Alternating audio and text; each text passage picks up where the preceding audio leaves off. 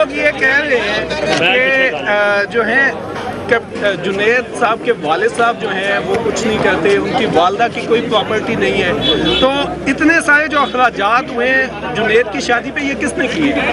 और भाई मैं 1000 दफ़ा कह चुका हूँ, हम सूफिया की औलाद हैं, पीरों फ़कीरों की औलाद हैं, लाखों में मुरीदीन हैं। हमारे घर तो रोज़ ऐसा लंगर होता है जैसा इसमें हुआ है। इसमें इबाम क्या है? मैं पीरों ने भी कभी कोई काम किया? आप भी मलिक साहब कमाल करते हैं। मलिक नहीं हो। अच्छा चलो साहब, मुस्तकबिल के लाहे अमल के हवाले से क्या कहेंगे? कोई कह रहा है कि शहबाज शरीफ लीड करेंगे, कोई कह रहा है मरियम नवाज लीड करेंगी, तो कौन करेगा आगे लीड? भाई लोहे महफूज पे हर चीज़ लिखी है। ये जो हम इन अदालतों में पेश होते हैं ये लोहे महफूज के फैसले हैं, और अल्लाह ने जज साहिबान को अपनी रहमत से इतनी ताकत दी हुई है कि वो अल्लाह के लिखे हुए फैसले अनाउंस करते हैं। ये अल्लाह का फैसला है, जिसने लीड करना वो सबब कर लेगा, जिसने नहीं करना नहीं कर सकेगा।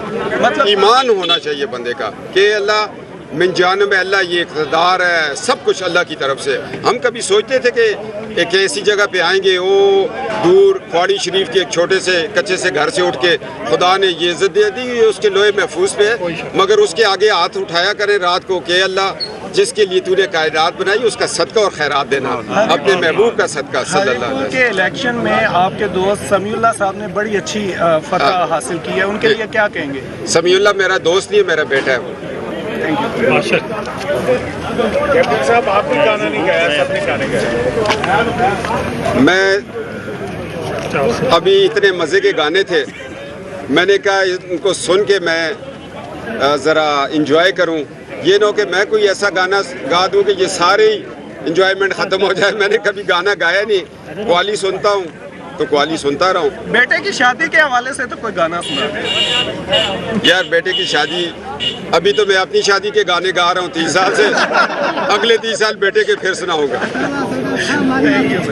मणिपुर में गलत बंदे को टिकट दे दिया था? नहीं ना, गलत बंदे को दिया। बात यह है कि पार्टी का एक फैसला था और डिसिप्लिन की पाबंदी थी, मगर मैंने 2 दफ़ा इस पे मीटिंग की। मैंने उनको कहा कि बाबर जो है वो वहाँ का MNA और 1.5 लाख वोट का इस दफ़ा भी 2018 में जीत गया था बाबर, और उमर अयूब को फील्ड मार्शल अयूब खान जिसने मशरक़ी पाकिस्तान को 2 लाख किया, उसकी रिश्तेदारी उसके पोता होने के सिले में रात को जिता दिया गया कि फील्ड मार्शल का पोता एक गरीब घर के बच्चे से हार जाए तो फिर 73 साल की तहरीक जो उधर चल रही है जो इधर चल रही है उसमें वाज़ेह फ़र्क आ जाएगा। बाबर इस दफ़ा भी जीत गया था, पिछली दफ़ा भी जीत गया। बाबर से पूछे बगैर ये टिकट नहीं देना चाहिए था, क्योंकि वो ज़िले भर का MNA अच्छी तरह मैनेज करता है, और वो देख लिया आपने कि नवाज शरीफ साहब ने उसको कम से कम 30 अरब रुपए की डेवलपमेंट करवाई है मुस्लिम लीग, जिसको टिकट मर्जी है दे। होता तो ये है ना, अब आपके मैं न्यूज़ चैनल पे जो आपका मालिक है उसको छोड़ के आपको कोई पोस्ट तो नहीं दे सकता हूँ। बात तो ये होती है जो ज़िम्मेदार होता है उसको दें। बहरहाल टिकट का फैसला जो था उस वक्त मुशावरत से नहीं हुआ। साहब का मुकदमा जो है वो आपकी मुबारक हुआ अभी तक? क्या फरमा रहे हैं सिद्दीकी साहब? एजाज अफजल साहब के साथ आपकी जो एक लिटिगेशन चली थी उनके भाई के साथ, जी उसमें क्या बना, क्या हुआ? देखिए जी, एजाज अफजल के साथ मुकदमा नहीं है, अदावत है। अदावत ये है कि वो माजी में 73 के आइन के बागियों और ख़त्म नबूवत के मुनकरों का वकील रहा है, और उसने 4 कादियानियों के केसेस लड़े हैं मानसरा में। उसका रिकॉर्ड पड़ा होगा। एक मिनट मुल्ज़म का होता है। मेरी बात मुकम्मल होने दे। आप मतीउल्लाह साहब, आप स्पीड ज़रा ज़्यादा कर लेते हैं, पहली बात तो मुकम्मल होने दे। ये एक वजह दावत चली है। मुकदमा लड़ने की बुनियाद पे मजहबी कार्ड इस्तेमाल करते हैं, आप मजहब के हथियार क्यों इस्तेमाल करते हैं? ये मेरे पास इतने हथियार हैं कि वो कभी पेशावर हाई कोर्ट भाग रहा होता है, कभी सुप्रीम कोर्ट भाग रहा होता है। मेरी वजह अदावत में आपको बता रहा हूँ, ये एक रूहानियत का केस है। अल्लाह ने मेरे ज़िम्मे ड्यूटी लगा दी है। का केस है, इसमें रूहानियत कहाँ से आ गई? ना इजाज़ का ज़मीन के साथ ताल्लुक है, तो ना उसकी बीवी का, तो ना किसी और का। ये अगर इजाज़ की ज़मीन थी तो इजाज़ ने कब्ज़ा क्यों करवाया? अपना सिक्योरिटी गनमैन साथ क्यों भेजा? अपनी अदावत पे क्यों गया? मेरा 30 साल से वालिद का कब्ज़ा है, कब्जा 1872 से बदस्तूर चला आ रहा है। मुझे पता है उस दिन उनके भाई आपको मिले, उन्होंने कहा 164 कनाल के इन पे सवाल करना, मुझे ये भी खबर होती है, ये भी रूहानियत की असल मेरी वजह दावत है। मुझे मानसरा की शुरफा ने कहा सुलह, मैंने कहा रोज़े महशर मैं नबी सल्लल्लाहु अलैहि वसल्लम को क्या जवाब दूंगा कि एक शख्स आपके मुनकरों का वकील बना तो मैं उससे सुलह कर लूं। ये तो हुजूर की इदालत से। अभी आप हुकूमत में आए नहीं और साफियों पे ऐसे इल्जाम लगा रहे हैं, बाद में आप क्या करेंगे? मेरा बाप आपसे बड़ा साफ़ी था, वो मौलाना जफ़र अली खान का शागिर्द था, वो मजीद निज़ामी का दोस्त था। साफियों सहाफ़त तो मेरा ख़ानदान है, मैं सहाफ़त तो मेरा ख़ानदान है। जितनी किताबें मेरे वाले ताया और तहरीक पाकिस्तान में लिखी हैं, पाकिस्तान के किसी साफ़ी ने उतने कॉलम्स नहीं लिखे। अच्छा, पेशावर के कोर कमांडर जो हैं आपको तरक्याती फंड्स की जो कमेटी है उसमें वो फैसले करेंगे, तो जो लोकल बॉडी में जो लोग जीते हैं, तो आपके ख्याल में पेशावर के कोर कमांडर जो है तरक्याती फंड्स का अख्तियार उन्हें होना चाहिए? मैं पेशावर कोर कमांडर से मेरी दोस्ती होगी क्योंकि दिले उम्मीद तोड़ा है किसी ने, सहारा दे के छोड़ा है किसी ने। आजकल इमरान खान ये गुनगुना रहा है।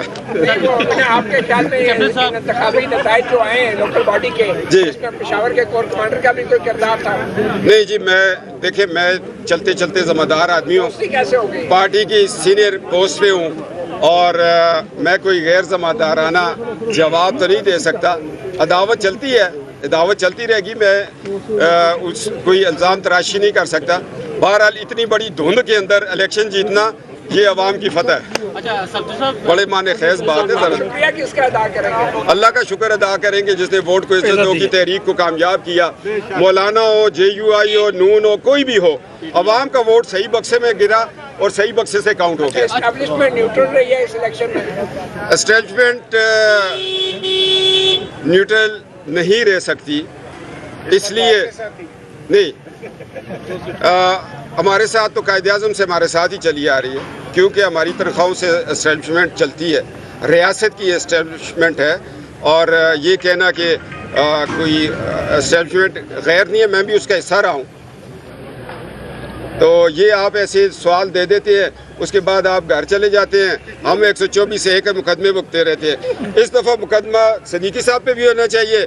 आज तो नादरन एरिया से मुकदमे भुगता है। साहब आपने अभी मीडिया की बात की थी, काफ़ी आपके साथ मतलब मीडिया के साथ ताल्लुक वगैरह रहा है। अच्छा, एक ये जस्ट ऑडियो कंफर्म करना, ये सिर्फ बता, ये एक नई ऑडियो है, एक दोबारा चला क्या ये सिर्फ ये बता दें कि मरियम साहिबा की ऑडियो है? अभी वो जवाब दे चुकी है। सर, मैं ऊपर दाल के ऊपर क्या तड़का लगाऊं, जवाब हो गया इसका। वो कह रहे हैं कि दोबारा से मेरी शाबाश ले रही हैं, वो बता रही हैं अपनी मीडिया टीम को कि देखा मैंने किस तरह उनको मैनेज किया है। मैं ये कह रहा हूं कि मीडिया से और भाई ये कितनी बड़ी जमात है, इलेक्शन हो रहे हैं, 2013 का इलेक्शन है, 18 के, वो अपनी मीडिया से बात करेगी ना कि ये कर दो वो कर दो, क्या वो अबाया पहन के सियासत करे? जी, मैंने लंबी ज़िंदगी सेहत तंदुरुस्ती की दवा दी है। मैंने कहा जिस तरह अल्लाह ने मेरे बेटे को एक अच्छी बहू दी है, अल्लाह सबके बेटों को अच्छी बहू दे और सबकी बेटियों को अल्लाह अच्छे दामाद दे, जिस तरह अल्लाह ने नवाज शरीफ को मेरी शक्ल में दामाद दिया। आपको मानसेरा, कप्तान साहब अगले इलेक्शन में आपको मानसेरा से टिकट मिल जाएगा? जी, मैं अब वो मेरे वालिद मोहतरम मरहूम एक शेर पढ़ा करते थे, शौक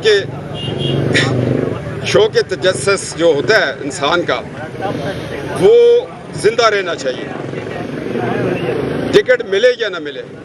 मुझे टिकट ना भी मिला तो मैं वैसे भी, तो आपको पता है मानसरा का मैं बैठा हूँ, लोग मुझे वोट दे देंगे। मंजिलें ज़ो के तजस्सुस को सुला देती हैं, हम तो राहों के तलबगार हैं मंजिल के लिए। पॉलिटिक्स में आएगा या नहीं? ये तो दीवार पे लिखा हुआ आएगा। वकील का बेटा वकील बने, डॉक्टर का डॉक्टर बने, पीर का गदी नशीन बने, सियासतदान खानदान में से तो आखिर उसने 3 साल की उम्र में अटक के लिए मैं नाना के सीने से लिपट के रोता था, तो उसने आखिर वोट को इज्जत दो और आईने पाकिस्तान की खिदमत तो करनी है, इसलिए बैरिस्टर बन रहा है। मानसेरा से आएगा या लाहौर से आएगा? वो पाकिस्तान का बेटा है, जहाँ से मर्जी आ जाए। अल्लाह हाफिज। कैप्टन सफदर जिंदाबाद, कैप्टन सफदर जिंदाबाद, कैप्टन सफदर जिंदाबाद, एक मर्द कलंदर जिंदाबाद, एक मर्द कलंदर जिंदाबाद, एक मर्द कलंदर कैप्टन सफदर, एक मर्द कलंदर कैप्टन सफदर। जिंदाबाद जिंदाबाद।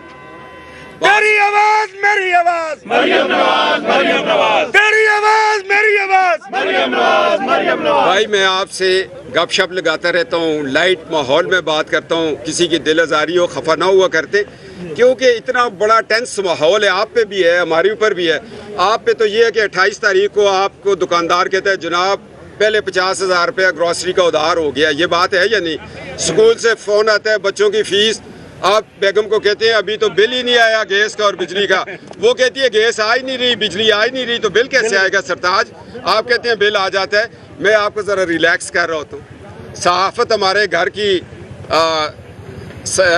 वरासत समझ लें, जो कि रेशमी रुमाल भी हमारे परदादा हजूर ने लिखा था, और जो 1974 में यहाँ मुकालमा हुआ था उसमें हमारे ताया हजूर ने मौलाना शाह अहमद नूरानी रहमतुल्लाह ताला और बाबा अब्दुल सत्तार खान नियाजी और मौलाना मुफ्ती महमूद रहमतुल्लाह ताला की वो मुआवनत की।